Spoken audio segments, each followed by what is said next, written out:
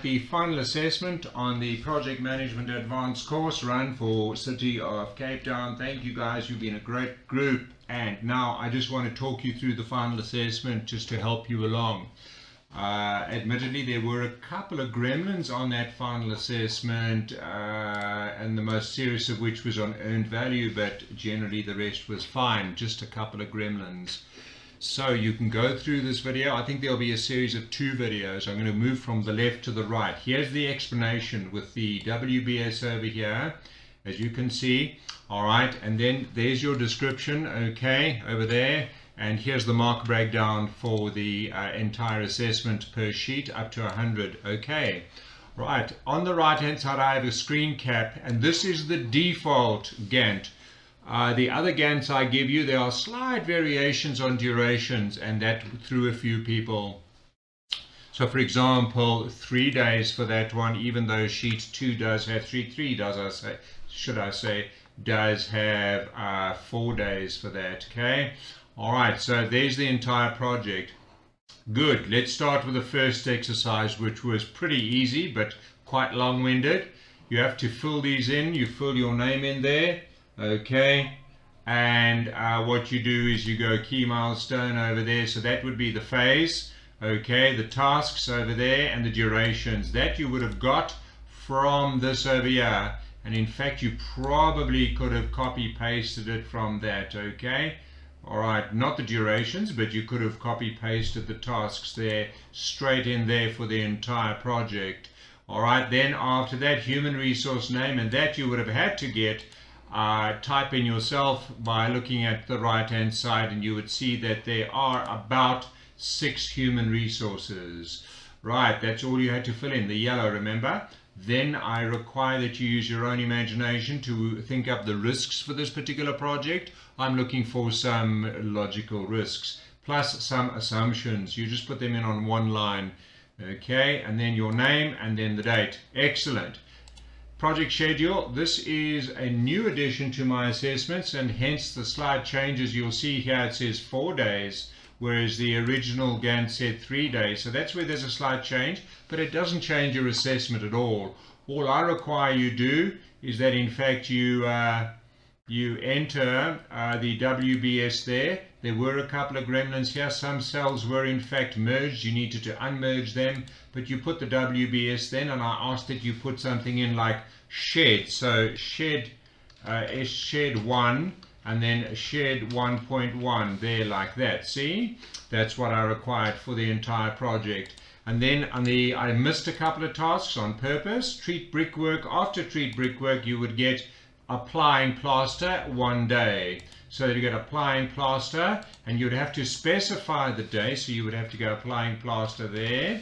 All right, you would have to specify the day as of it's in a finish to start, so it would be the 5th of November to the 5th of November. Okay, all right, and then it would populate it there for you in the blue. Okay, so applying 5 November, okay, 24, and 5 November 24. There we go, and it puts it in there. There it is, you see. All right, undo, undo, undo. Okay, right. Then on network diagram, this is pretty easy. All you would have had to do is work out the durations. You do have a task list here. Not here. You do in fact have a task list over here. Okay, right, with your predecessors, and you got your duration. So what we're going to do here is we're going to go to the network diagram, and we're going to start 3 days. So clearly we had 0, 3, 3, carry on 3, that's the forward pass, and you would then go through the entire network diagram. Okay, all right, that's pretty easy. The only slight difference is that on these 2 tasks there is a branch, as you can see here. There is a branch over there going there, and the branch closes, and that would be where that split would happen, and one of these would be on the critical path and the other one off the critical path.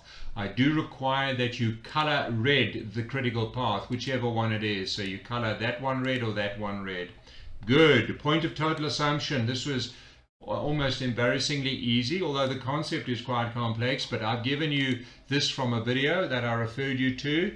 Okay, all you have to do is label these things. You don't have to put the amounts in. The amounts are already in. They're already on the graph. The point of total assumption is 435,755.29. Right, so you would have to label those, okay, and it's very easy. One is in fact missing. The target price is missing, not the target profit. Okay, HR deployment. Right, a bit of interpretation on your side, but you can see with the disk profiles over here, high D, okay, clearly he's a team leader, he's a communications leader, and you give the reason. But this person is high C, this person is high SC. You would have to then put them into a particular group, give me 2 X's, okay, and then give me a reason. Okay, RAM matrix, very easy. On damp proofing, the project manager is mostly accountable, so that would be A. Okay, the builder in this case would be responsible and accountable. Okay, semi-skilled worker would just be responsible, since he would work with the builder. The painter is not doing damp proofing. Okay, he's more busy with pre-painting, so he would just be informed. So that would be I. That's what I'm wanting to fill in there. R, A, C, and I. It's possible to have an RA. For example, builder would be RA for the damp proofing. Okay, it's possible to have 2 entries per cell. Okay, good. PERT estimation. All right, this one, there was a bit of a mistake, and you will see here, yours might not look like that, and that's because I made a mistake. If I go to my S-curve here, I'm really looking at these tasks, and I had copied other ones. That's a mistake. Okay, and PERT estimation, there we go. All right, those 5 tasks. Now the formula is already in here, so this is dead easy. So in terms of most likely duration, you're clearly going to copy the most likely duration. Okay, the most likely duration. Okay, the most likely cost, should I say. The most likely cost. You're going to copy those ones there, so it's very straightforward. You paste those there. Okay, and there, obviously there's a formula here, but then you need to put in an optimistic and a pessimistic cost. And I'm looking for logical choices. So, I mean, obviously an optimistic cost wouldn't be 0, but it would be something like 3,000 or something like that. Okay, all right, good. Then we go to our S-curve, and as you know, the S-curve is quite complex, but I've given you a chance to work out a daily rate. How would you work out the daily rate? You've got 3 days, and as I say, go according to this Gantt. Don't go according to the one you worked on there. Go according to this one. That's why I copy-pasted it in here for you, okay? Right, so we've got the S-curve here, and we've got 3 days at a total of 6,000, so that's 2,000 per day. That's just to help you, okay? And you'd work out the daily rate for everything, and then what you would do is you would say, okay, week 1, the full cost. The full cost is 6,000, so you would clearly put in 6,000 there, okay? All right, the reason we have a daily rate is for when we don't finish within the week, then obviously we have to spread it across 2 weeks. As with this one, treat brickwork, 4 days, 2 days in that week, 2 days in that week. Someone wisely, it was Mark, who pointed out, I think, that it doesn't look like on the Gantt chart that's lining up. I mean, is he starting Wednesday or Thursday? And I realize I should have put in vertical grid lines here. It's a bit of an optical illusion. However, it's still logical, since 3 days would be Monday, Tuesday, Wednesday. This would clearly have to be Thursday and Friday.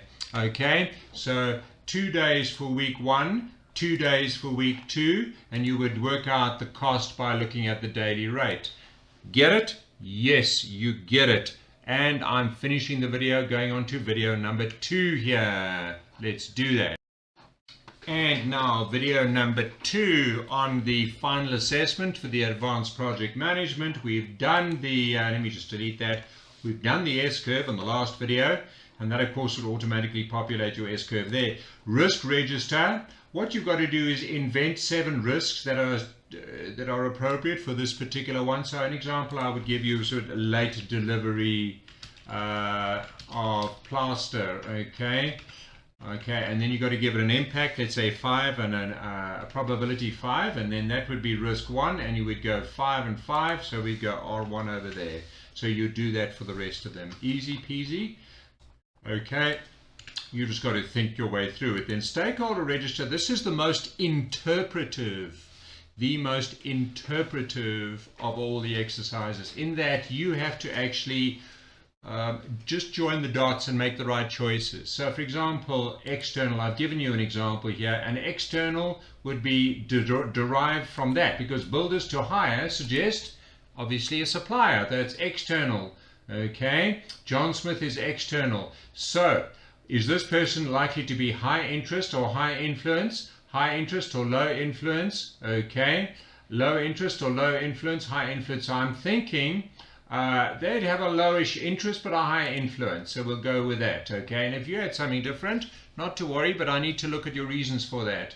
And of course, he is a supplier. Okay, you need to decide supplier, employee, client, governance, interest group. Okay, supplier. And what communications would you have sent him to date? Would you have sent him the scope statement? Charter is probably too vague for him, so he needs more detail. Statement of work or scope statement? Let's go statement of work. Okay, risk threshold, I guess he's just medium, as most of them will be. You've got to do that for all of them, and then what you have to do is you have to choose one of them and put them in the high power, low influence. One of them in, and you'll do that by simply saying number 1, 2, 3, 4, or 5. Okay, so if John is high on power but low on influence, no, I think yeah, John is high on power, low on no. Okay, all right, power, influence. There we go. We can put him in one of those quadrants. Okay, all right. That in fact should be interest. Okay, there we go. Lessons learned. All right, good.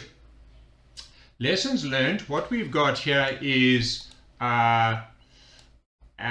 have a disruption due to the task replace screws and washers. Okay, over here has been disrupted because there's been a split in the task, thus it's shoved it off the baseline. So you see that, eh? All right, and it's created, of course, a delay in the final milestone, you can see there. So notice that the work is delayed 2.1 by 1 day and was on a critical task. This displays the schedule and final milestone for phase 2. The issue was a wildcat strike due to disagreements with their boss. They are a contractor you signed up during your procurement planning. The contract was a time and material contract. That's important because that will have impact on this. You see, time and material, of course, being the balance between cost reimbursable and fixed costs. All right, good. So let's look. Issue, it's raised. The issue, the impact, the lesson, the action agreed. The issue is that they would be late arrival. The impact is delay task. Okay, the lesson is the lesson is procurement planning oversight.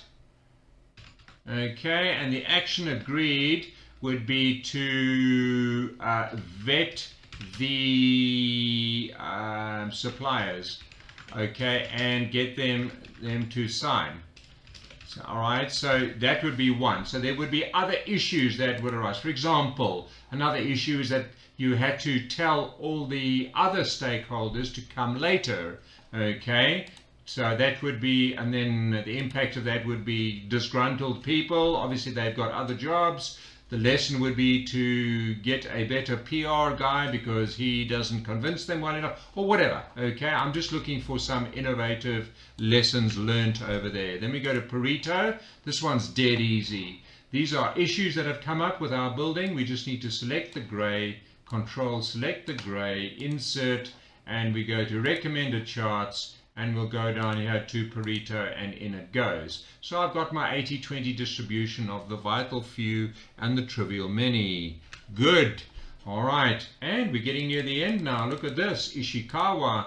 Now I've chosen the top one, which is cracking plaster, and I've put it here, cracking plaster. You need to come up with a method that is causing a problem there, and I would imagine, say for example, one method would be the way they mix the plaster. Okay, that could be it. Okay, all right, and then a machine. Okay, maybe the trowel they use or the bucket they use is wrong, or the mixing machine or whatever. Okay, so basically you're getting to root cause analysis here. And then earned value, and this is where I did make a mistake. I had to tell everyone the incurred costs. Please make sure that you put, because I had blanks there, incurred costs. Now of course incurred costs are easy. Copy, because we put that straight into actual cost of work performed. Okay, there we go, easy. But it's the budgeted cost of work performed that is so difficult. And what I've done is I've given you here, I've given you the breakdown. So you will see the dark blue line is in fact the amount of work that has been done on the task, and in some cases it's only a fraction of the day. There's 100%, there's 100%, but this one is only at 25%, as you can see.